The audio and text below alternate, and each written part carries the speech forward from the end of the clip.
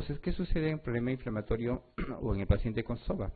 Entonces, se produce reducción del diámetro de la vía aérea por un proceso inflamatorio y todas las condiciones que hemos mencionado y por el edema asociado.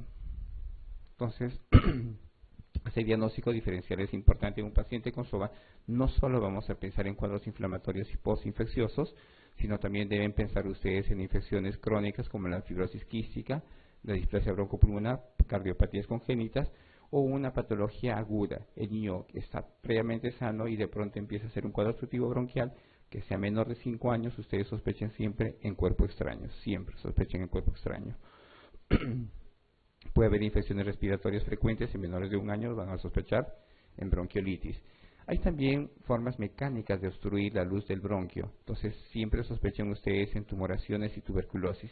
Si están ustedes en una zona endémica y el niño no tiene antecedentes de cuadro respiratorio inflamatorio, entonces sospechen ustedes en tuberculosis. Pacientes con inmunosupresión, pacientes que tienen problemas de movilización de las secreciones como la disquinesia ciliar, pacientes con bronquiolitis obliterante que está asociado a infecciones por adenovirus, las bronquiectasias que están asociados a pacientes con enfermedades crónicas como la fibrosis quística, síndromes aspirativos o malformaciones congénitas como el anillo vascular, la malformación adenomatoidea quística y los quistes broncogénicos. Entonces, ¿qué sucede en un paciente con SOVA? El paciente con SOVA lo que hace, como lo hemos visto en el gráfico, disminuir la luz respiratoria, la luz del bronquio. Entonces, una persona, o un niño, cuando inhala aire, ingresa un volumen determinado de aire, pero también debe salir el mismo volumen, que es el volumen corriente, ¿no? Entonces, en un paciente con un problema obstructivo, lo que hace es ingresar aire, un volumen determinado, pero no sale la misma cantidad de aire, se reduce la salida del aire, por lo tanto se produce atrapamiento aéreo. Y la manifestación clínica de un paciente con atrapamiento aéreo es el incremento de los espacios intercostales. Ustedes tienen más espacios intercostales. Si ustedes recuerdan, el número de espacios intercostales según la edad pediátrica es de 8, se deben tener más de 9. Le toman una radiografía lateral, van a ver ustedes el espacio retroesternal incrementado. Entonces, es un paciente con atrapamiento aéreo. Entonces, ¿cómo calculamos la severidad en paciente con SOVA de acuerdo a la escala de Birman y Pearson? Entonces, ustedes lo que evalúan son la frecuencia respiratoria, la sibilancia, cianosis y retracciones. Y hacen una puntuación de 0 a 3, y de 0 a 4 es leve, de 5 a 8 moderada y de 9 a 12 grave. Y de eso va a depender del tratamiento que ustedes van a instaurar. Entonces, ¿qué hacemos? Entonces, un paciente consideraron con puntaje de Birman y Pearson, menor a 4, el tratamiento es ambulatorio. Aquí usamos un beta-2 agonista, que es el salbutamol, asociado a un corticoide sistémico, que podemos usar por 3, 4 hasta 5 días. ¿Ya? En un paciente con un problema obstructivo moderado, de 5 a 8, utilizan un beta-2, ¿no? Y lo pueden usar como etapa o como en forma de rescate cada 10 minutos, ¿ya? O nebulizaciones cada 20 minutos y asociado a corticoide sistémico. Siempre asocien a corticoide sistémico. Si el paciente llega a la emergencia con un problema obstructivo bronquial, si están sospechando en asma o un SOVA, siempre inician tratamiento con corticoide sistémico. No pueden solo utilizar un beta-2 y mandar a la casa con corticoide sistémico. El corticoide sistémico lo que hace es reducir la severidad en el momento de la emergencia y también reduce las hospitalizaciones. Si ustedes no utilizan corticoide sistémico asociado al beta-2, probablemente se incremente la severidad y termina hospitalizado el paciente. Entonces, en moderado, beta-2 cada 10 minutos.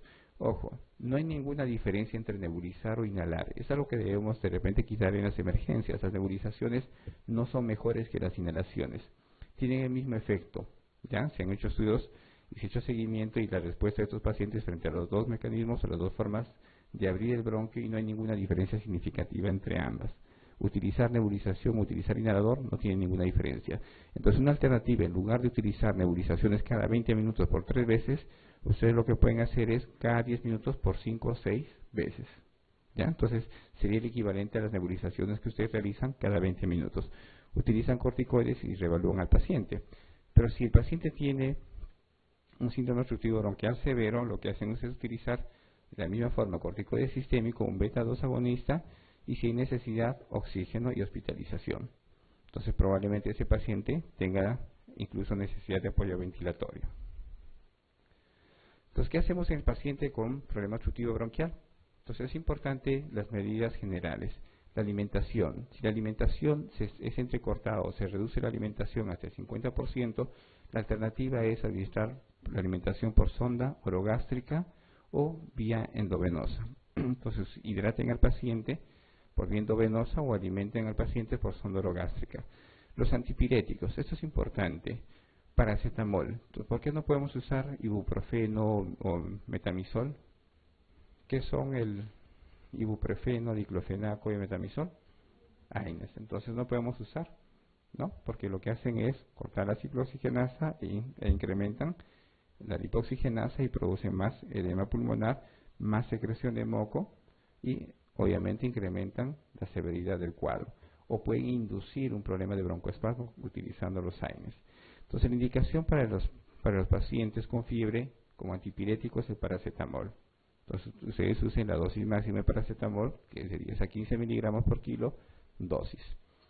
El oxígeno, obviamente en situaciones de necesidad, el oxígeno suplementario si la saturación no es menor a 92%, o si quieren ustedes llevar una saturación más de 92%. Entonces, beta-2 agonistas como el salbutamol, ¿no? Que pueden usar inhalados o que pueden usar como para nebulizar. También ustedes si encuentran salbutamol para nebulizar, el fenoterol que ustedes utilizan con mucha frecuencia, y algo muy importante y que debe asociarse siempre es el corticoide sistémico. El corticoide sistémico, lo que ustedes tengan a la mano. No hay ninguna diferencia significativa en usar dexametasona, prednisona, prednisolona y hidrocortisona. Ninguna es mejor que la otra. No porque sea por vía parenteral es mejor que la vía oral. Se utiliza por vía parenteral si el paciente no puede ingerir medicamento por vía oral. No es porque sea mejor. Entonces es innecesario a veces colocar intramuscular o colocar una vía para un paciente con un problema respiratorio moderado, si puede ingerir el medicamento.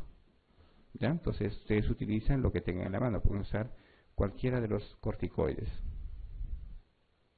Bien, entonces si el paciente con broncoespasmo repetitivo reúne algunos criterios que se consideraban hasta hace poco y que se van modificando de acuerdo al GINA de 2009, son los criterios mayores: niños con 3 o más episodios de broncoespasmo, asociados a atopía, papá, mamá con un problema de atopía, asociado a criterios menores como rinitis alérgica, entonces ustedes sospechan en asma. El asma es un problema inflamatorio crónico, ¿no? Y cuya manifestación principal es la tos. Entonces, ¿qué es el asma?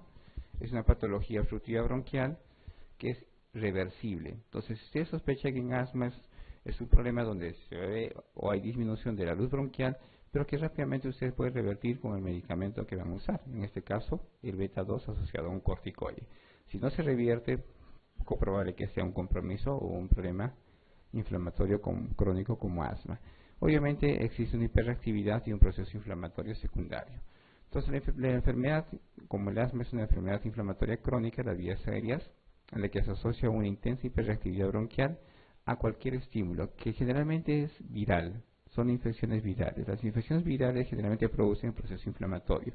Segundo lugar, está todo lo que ustedes tienen en el ambiente, los alergenos, lo que pueden de repente asociar o lo que pueden encontrar en la casa.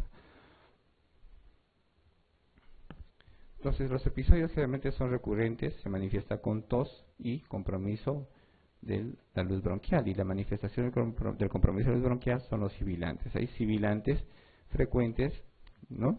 Y que generalmente son nocturnos, algunas veces son secas, que eso caracteriza una tos seca con sibilantes, y algunas veces puede ser inducido al ejercicio. Entonces, si ustedes tienen un niño con antecedentes de atopía y que tiene manifestaciones frecuentes de broncoespasmo y que al correr o al agitarse, al hacer ejercicio, empieza a toser, probablemente esté frente a un niño con asma. Síntomas que persisten después de incluso 3 años y que, de acuerdo al consenso de Tucson, entonces tiene un efecto más o menos en parábola. Los niños que empiezan o que rápidamente inician los primeros meses de vida, estos terminan rápidamente, hacen un efecto en parábola. Los niños que se inician casi en forma tardía, niños de repente preescolares, dura un poco más, y los niños pueden iniciar incluso en etapa preescolar y escolar y dura un poco más. Entonces el efecto en parábola se da en estos niños. Empieza tempranamente y cae 2 o 3 años y desaparece la sintomatología, pero no deja de ser un niño con alergia, pero la manifestación clínica disminuye. No siempre van a tener manifestación clínica de broncoespasmo en un niño con asma. Entonces, en niños menores de 3 años siempre ustedes descarten otra cosa que no sea un problema obstructivo por un problema inflamatorio. Pueden ustedes tener sinusitis crónica. La fibrosis quística es una patología que también produce obstrucción de la luz bronquial por las secreciones espesas que tiene. El reflujo, y hemos mencionado, niños menores de 2 años o niños menores de 1 año con episodios de broncoespasmo frecuente y que tengan de repente un antecedente de atopía o que tengan un antecedente de hipotonía, sospechen ustedes en reflujo gastroesofágico como causa de broncoespasmo. La displasia broncopulmonar es un proceso inflamatorio crónico que se arrastra desde la etapa neonatal en los prematuros. La tuberculosis, hemos mencionado que las tuberculosis ganglionares también pueden producir un efecto mecánico. Cuando hay un crecimiento de los ganglios en la tuberculosis, comprimen la luz bronquial. Entonces comprimen y hace el efecto de válvula y van a tener con mucha frecuencia manifestación de sibilancias. También sospechen ustedes en unas zonas endémicas la tuberculosis. Malformaciones congénitas, que lo hemos mencionado. Y otra cosa es el cuerpo extraño. Todo niño menor de 5 años que tenga manifestación aguda, súbita, de broncoespasmo, sospechen en cuerpo extraño. Son niños que no tienen antecedentes y que en ese momento tienen manifestación de distrés respiratorio súbito, asociado a broncoespasmo, cuerpo extraño. Y las cardiopatías congénitas con obviamente flujo pulmonar o hiperflujo o un shunt de izquierda a derecha. Entonces, ¿qué sucede en el paciente con asma? Sucede la remodelación y eso es lo que queremos evitar en un paciente con asma. Entonces, la fragilidad del epitelio se traduce por su tendencia a la descamación, hay infiltración inflamatoria. Los leucocitos empiezan a inflamar o infiltrarse en las células epiteliales de la mucosa respiratoria, aumentan el grosor de la membrana y obviamente terminan en remodelación, disminuyendo la luz bronquial.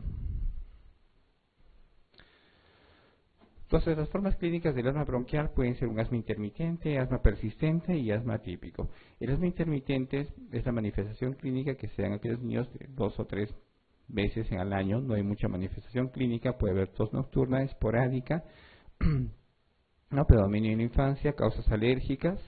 El asma persistente lo podemos clasificar en leve, moderado, severa. El tratamiento va a ser totalmente distinto. No solo vamos a usar beta-2 agonistas o corticoides sistémicos, también ya usamos en este tipo de pacientes corticoides inhalados. Entonces va a haber mayor compromiso respiratorio, puede haber incluso disnea oscilante, aumento que se incrementa durante las noches, puede llegar incluso a la etapa de adultos y generalmente la etiología vírica. Como hemos mencionado, las infecciones víricas o las infecciones virales muchas veces desencadenan, es la causa principal desencadenante del problema obstructivo en pacientes con asma. La forma típica es una tos persistente con sibilancias, disnea de esfuerzo, presión torácica y que algunas veces puede estar asociada con cuadros infecciosos por gérmenes atípicos. Entonces, esto es de acuerdo al GINA. Entonces ustedes ven la severidad, ¿no? Un asma intermitente. El manejo del asma intermitente es beta-2 y corticoide sistémico. ¿Qué hacen ustedes? En el paciente que tiene asma intermitente utilizan beta-2 y corticoide sistémico. Nunca dejen de utilizar corticoide sistémico en un paciente con asma. Y otra cosa, ojo, el asma nunca no siempre se va a manifestar con broncoespasmo. Ojo, el broncoespasmo es una manifestación ya de severidad. El paciente con asma va a manifestarse con tos y una tos nocturna de preferencia o matutina. Entonces ese niño, si persiste su problema inflamatorio, termina siendo broncoespasmo. Entonces ustedes no van a manejar el problema cuando ya tenga broncoespasmo, traten de alguna manera adelantarse al problema. Ustedes manejen con antiinflamatorios en el niño que tenga mucha tos, que tenga hiperreactividad bronquial. De ahí pueden utilizar corticoides y la tos es persistente, utilicen corticoides y asocian el beta-2.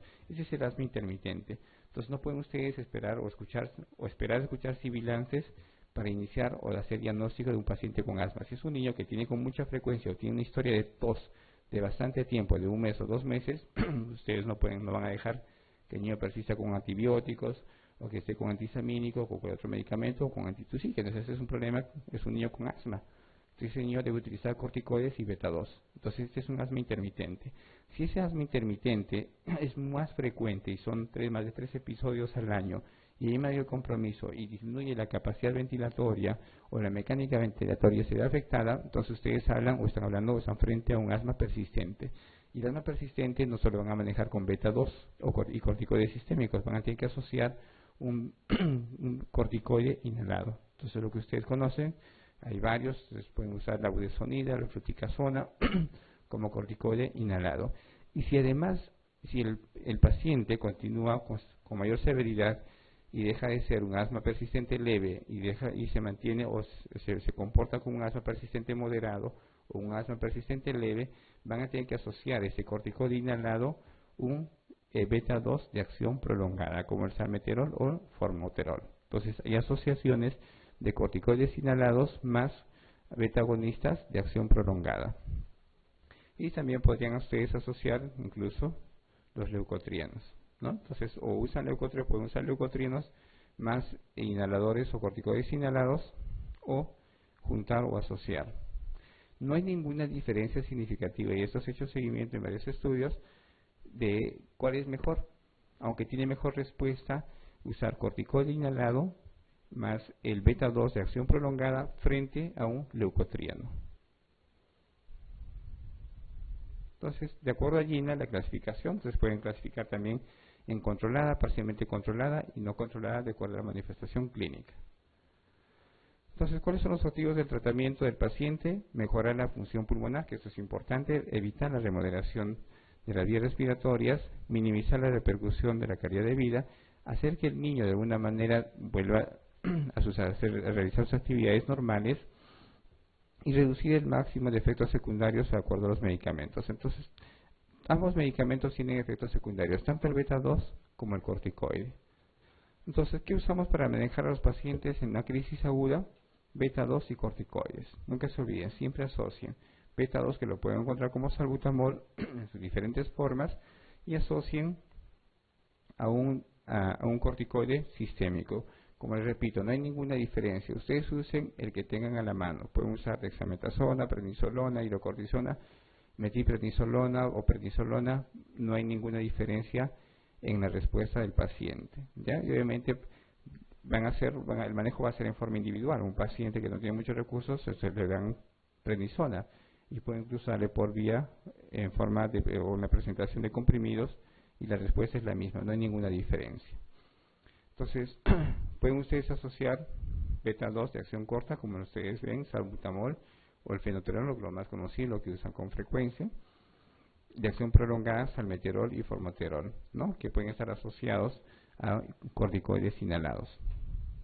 Las metilxantinas, que también, sí es cierto, no lo usamos mucho, pero es importante tenerlos, o algunos manejan en pacientes con crisis asmática severa en unidad de cuidados intensivos. Por lo menos no usamos, en unidades donde yo sé, no usamos este medicamento por el riesgo de convulsiones. Entonces puede iniciar de alguna manera o desencadenar convulsiones que son de difícil manejo. Entonces hay alternativas, pueden usar incluso también sulfato de magnesio. Si bien es cierto, el sulfato de magnesio no es un vasodilatador selectivo pulmonar, pero de una manera disminuye, ¿no?, o incrementa la dilatación de los bronquios. La contraindicación sería del sulfato de magnesio, que es un hipotensor, ¿no? Entonces disminuye también la presión sistémica. Otra alternativa es el anticolinérgico, el bromuro de ipratropia. El bromuro de ipratropia utilizan en pacientes que no tienen respuesta al beta 2. Si el paciente no responde muy bien al beta 2 asociado a un corticoide sistémico, ustedes pueden agregar un anticolinérgico como el bromuro de ipratropia.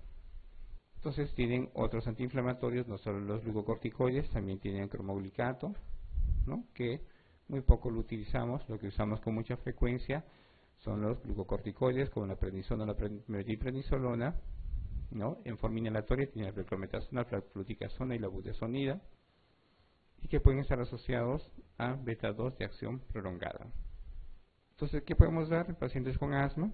Corticoides, beta 2 de acción corta y beta 2 de acción larga, y antileucotrienos, ¿no?, así como anticolinérgicos en el manejo de los pacientes con asma. Estos son los inhaladores, que es lo que producen la respuesta. Los objetivos: tratar de incrementar o de alguna manera ampliar la luz bronquial, reducir la manifestación clínica, y siempre asociado a corticoides.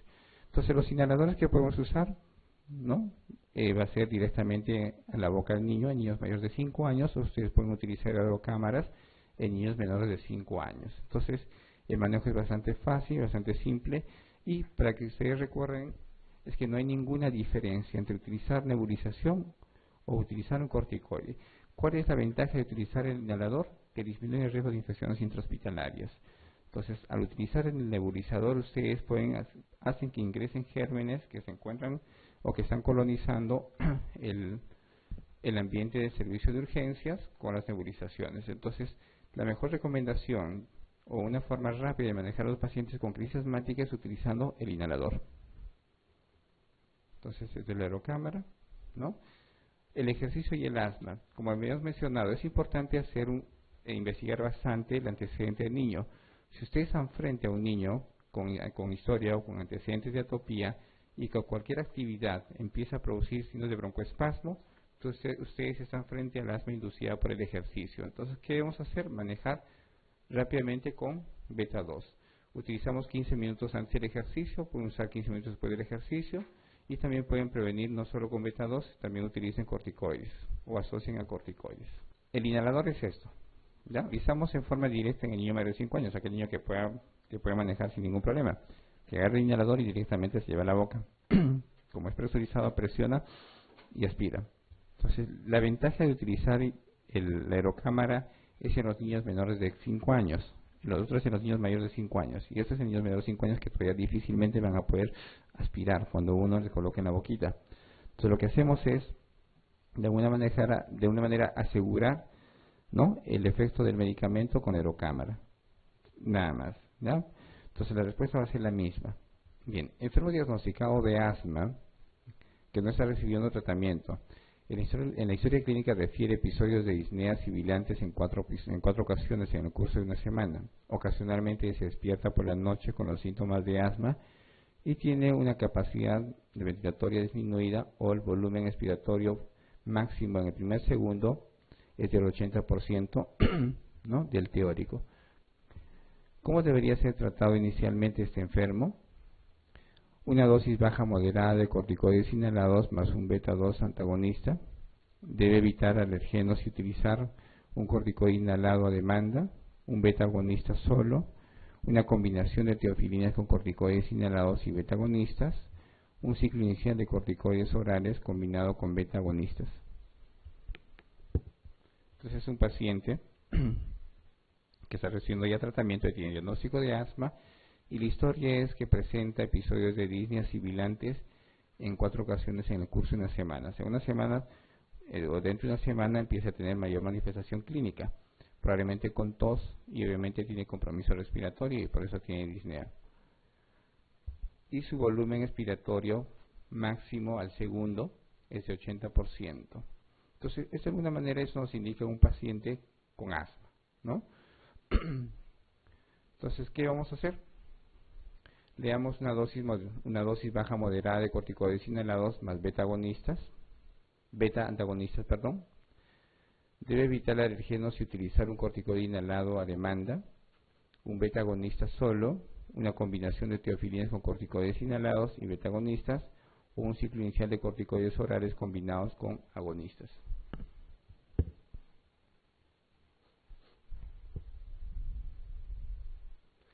Utilizamos una dosis baja moderada de corticoides inhalados más beta antagonistas. ¿Qué es lo que usamos? Beta agonistas. Debe evitar alergenos y utilizar un corticoide inhalado a demanda.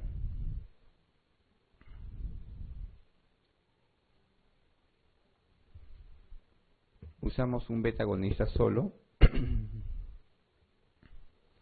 Una combinación de teofilinas con corticoides inhalados y beta agonistas. Ciclo inicial de corticoides orales combinado con beta agonistas. Entonces, si ustedes tienen la capacidad pulmonar disminuida o su volumen expiratorio máximo en un segundo es del 80%, ustedes están frente a un paciente con asma intermitente. Cuando eso se afecta, cuando el compromiso es mayor, cuando es más del 20%, van a tener ustedes o están frente a un paciente con asma persistente, ¿ya? Y la manifestación clínica es mucho más severa. Entonces, ¿qué hemos mencionado en un paciente con asma intermitente en el manejo? Corticoides sistémicos y beta 2 agonistas. El corticoide inhalado utilizamos en los pacientes con asma persistente. Clasifiquen el asma en 2 grupos: el asma intermitente y el asma persistente. El asma intermitente es el que no tiene mucha manifestación clínica o que no hay mucho compromiso respiratorio y la manifestación va a ser menos severa, o tienen cuadros entre 2 a 3 episodios de broncoespasmo durante el año. Si los cuadros de broncoespasmo durante el año son más de 3 y hay mayor capacidad, hay mayor compromiso de la capacidad respiratoria, hablamos de asma persistente. Y el asma persistente se clasifica en 3 grupos: leve, moderada y severa. La leve ustedes va a manejar ya con corticoide inhalado. En el intermitente no usan corticoide inhalado, lo que usan es corticoide sistémico. El corticoide sistémico es lo que usan por vía oral, por la boca, que es la dexametasona, la prednisona, la prednisolona. Ese es el corticoide sistémico, por la boca. O sea, ¿qué significa? Que actúa, tomándolo ustedes por la boca, va a actuar en todo el cuerpo.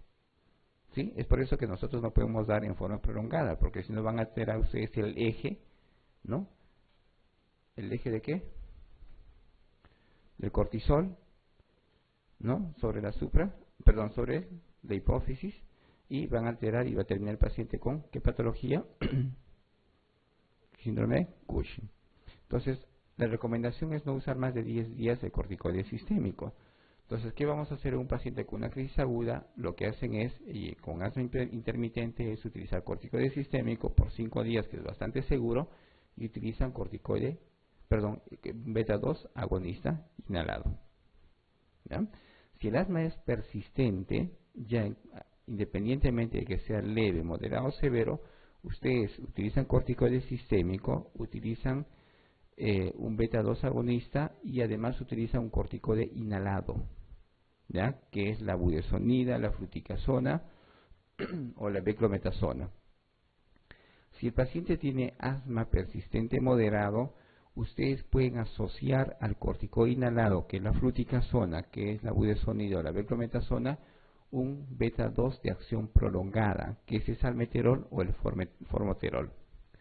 Si están frente a un paciente con crisis, ¿no?, o una crisis asmática persistente severa, van a usar lo que se usa en el paciente con asma con persistente moderado, y además pueden utilizar los antileucotrienos. Entonces, ese paciente que tiene un asma intermitente, ¿qué vamos a usar? Un ciclo inicial de corticoides orales combinado con beta agonistas. ¿Utilizamos una combinación de teofilinas con corticoides inhalados? No, corticoides inhalados hemos mencionado que es para el paciente con asma persistente. ¿Debe evitarse los alergenos y utilizar corticoide inhalado? ¿No? Entonces hemos mencionado, lo primero que deben usar y siempre es el beta 2 corticoide sistémico más el corticoide inhalado.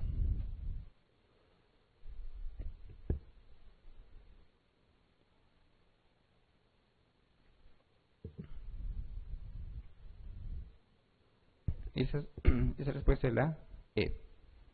¿Ya? Enfermo diagnosticado con asma en la historia clínica se refiere, no dice la falsa, ¿no? Sería la respuesta a la E.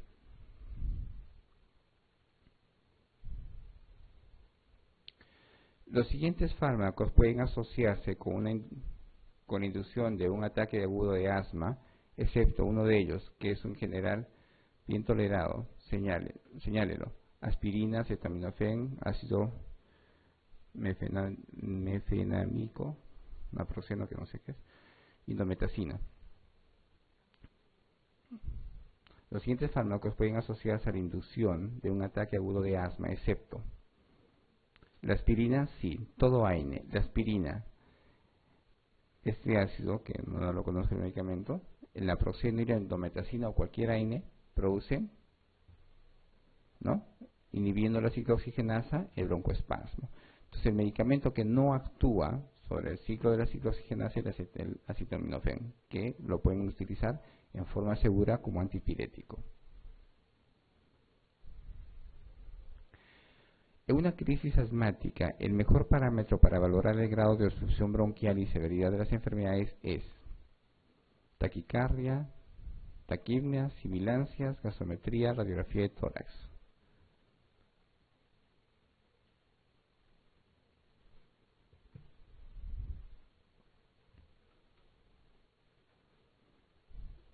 Entonces, en una crisis asmática, el mejor parámetro para valorar el grado de obstrucción bronquial y severidad de la enfermedad es ¿Cómo valoramos la severidad del paciente?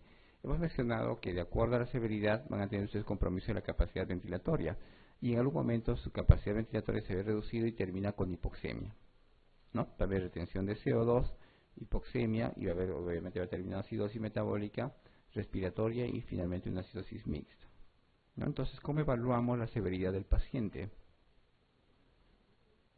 Con una gasometría, ¿ya? Entonces ustedes ven la manifestación o la insuficiencia respiratoria por una gasometría. Entonces la gasometría es importante para determinar varios puntos. Ver la concentración de la presión parcial de oxígeno, van a ver ustedes la concentración de la presión parcial de CO2 y obviamente su constitución hacia el bicarbonato o base, que es el bicarbonato. Entonces el problema respiratorio se manifiesta con los cambios en la presión parcial de CO2. La insuficiencia respiratoria, en la insuficiencia respiratoria lo que se modifica es la presión parcial de CO2. Si el paciente respira rápidamente, ¿qué va a hacer? Elimina CO2. ¿Y cómo se manifiesta en la gasometría? Con hipocapnia, ¿no? Si el paciente, después de respirar bastante, empieza a agotarse, termina en hipoventilación. Y esa hipoventilación se va a manifestar en hipercapnia. Entonces, cuando ustedes interpreten la gasometría, les debe interesar la presión parcial de CO2 cuando tienen un paciente o estén frente a un paciente con una insuficiencia respiratoria. La presión parcial de oxígeno la pueden o no ver, porque ustedes la van a ver todo el tiempo en la saturación. Si ustedes tienen un paciente que está monitorizando y ven la saturación de 100%, probablemente su presión parcial de oxígeno sea adecuada. Por eso se manifiesta con una saturación de 100%. Pero no van a poder valorar, salvo que tenga un capnómetro que se coloca al paciente que está con insuficiencia respiratoria para valorar el CO2. Entonces, su gasometría que sirve para valorar el CO2 si no tienen ustedes un capnómetro. ¿Sí? Entonces, ¿qué es lo que hacemos en la gasometría? Un joven de 18 años con antecedentes de alergia a polen y eczemas acude a urgencias por dificultad respiratoria progresiva, con broncoespasmo muy severo que obliga a la actuación terapéutica inmediata. Señale de los siguientes datos observados cuál es el que menos nos indica la gravedad de la situación. Hiperinsuflación torácica, sibilancias, hipercapnia, pulso paradójico, uso de músculos accesorios respiratorios. Estamos hablando de una persona de 18 años.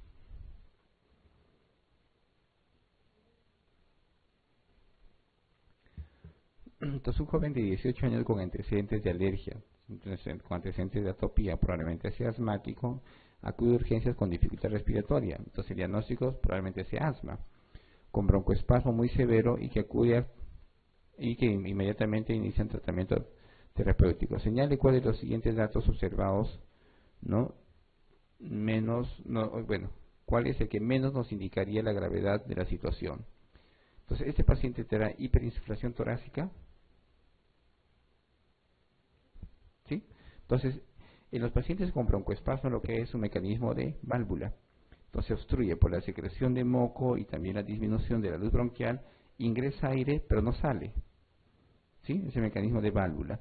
Entonces se va a manifestar radiológicamente con hiperinsuflación. Entonces, cuanto más severa sea la manifestación clínica, más hiperinsuflación, más espacios intercostales, más herniación del parénquima pulmonar van a tener ustedes. ¿Ya?